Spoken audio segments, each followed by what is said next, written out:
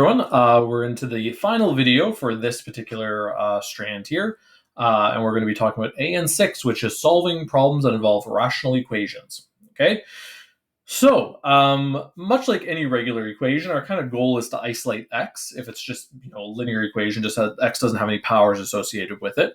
Obviously, if we get down to a point where we've got x squareds and x's, then we'll have to treat it like a quadratic and either factor it or use quadratic formula. But getting to that point is kind of the tricky step, okay? And there's lots of different ways to think about this. My kind of preferred algorithmic way is just to say, all right, get to the same denominator, okay? If everything has the same denominator, then we can actually ignore the denominators, okay? Just like, let's say, I'm just going to do a quick example. Let's say I have 7 over 10 minus x over 10 is equal to 15 over 10. This looks like a busy equation, but because everything is tenths, I can just ignore the fact that we're dealing with tenths and just focus on solving for what x is, okay? The reason that works mathematically is because I could just say, hey, I'm going to multiply this side by 10, multiply this side by 10, and all my 10s cancel, okay? Because if I was to distribute, I'll even take it a step further and actually distribute it. Let's say I go, 70 over 10 minus 10x over 10 is equal to 150 over 10, because I've multiplied everything by 10. 70 over 10 is 7, minus 10 over 10 is 10x over 10 is just x. And then 150 divided by 10 is just 15. Like I said, I get to that same spot where it's just whatever was in my numerators, okay? So the little algorithmic process, the little thing you can think to yourself is get to the same denominator, okay? So I have x minus 1, x minus 1. This one right here is just 1 over 1. So I want an x minus 1 in my denominator, x minus 1 in my denominator, because I have to multiply by the same thing on the top and bottom, right? Because this is basically like timesing by 1. I'm not going to bother writing that out. You guys know that. Once I have the same denominator, then I can just be like, hey, see you later, and write out the numerators. So 3x minus 3 minus, I'm going to put this in brackets, x minus 1. The reason I'm doing that is because I want to make sure that I'm distributing that negative. I'm minusing the whole expression is equal to x minus 1. And now we're kind of into just back in grade 9 when you guys would just solve linear equations. So I'll go step by step here. So 3x minus 3 minus x plus 1 is equal to x minus 1.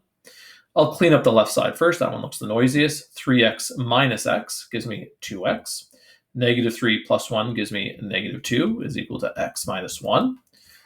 And then what I want to do is I want to move everything to one side, or no, sorry, that's with quadratics. I want to move all my x's to one side and my numbers to the other. So I had minus x plus 2, which would give me x is equal to negative 1 plus 2 is 1. So x equals 1 is my final solution there. And if I want to plug it in and check, I could. And it doesn't ask me, but you could do non-permissible values if you wanted to clearly state that x can't equal. Oh, wow. Did I get a non-permissible value?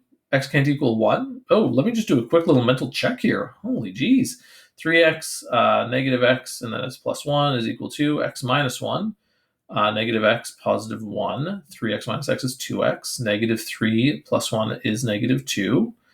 And then I added x. Oh, interesting. Looks like I got a non-permissible value as my solution. Very cool. All right. Interesting. That would mean that would imply there's actually no solution to this. Interesting. So I will draw a line through that and move on to the next one. All right. So determine the value for x in this case. All right. So once again, I want the same denominators across the board. So I see an x plus 3 and x minus 3. This one I need a factor to see what's going on here. X minus 3, x plus 3. And okay, so I want everything basically to have an x minus 3 and x plus 3. So this one needs an x plus 3, so x plus 3 over x plus 3. This one needs an x minus 3 over x minus 3. Once I have all the same denominators, I can ignore them and write out 5 plus x plus 3 is equal to 2 onto x minus 3. Or 8 plus x is equal to 2x minus 6.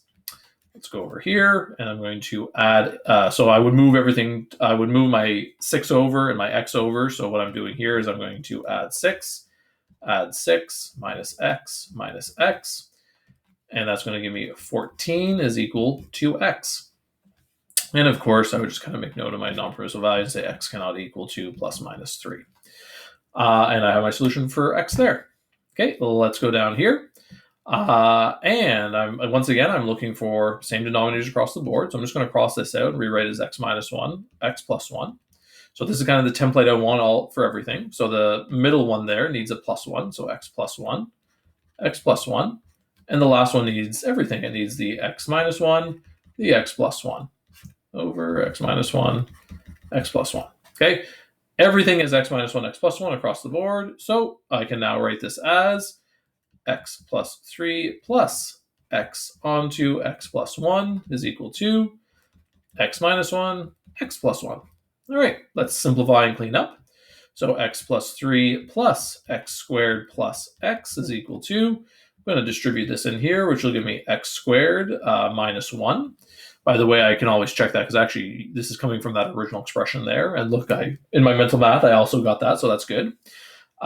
This is lucky. So I do have x squareds kicking around. And if I wasn't able to cancel them, I'd just move everything to one side and either factor or use quadratic formula. Here, though, they're going to cancel because when I minus x squared from both sides, they literally cancels them out. So I have no x squareds left over, which is chill. So x plus x gives me 2x. And then I'll minus the 3 to the other side as well. So 2x is equal to negative 4. X is equal to negative 2 as a final answer. And of course, I just go over here and say my non-permissible values. X cannot equal plus or minus 1.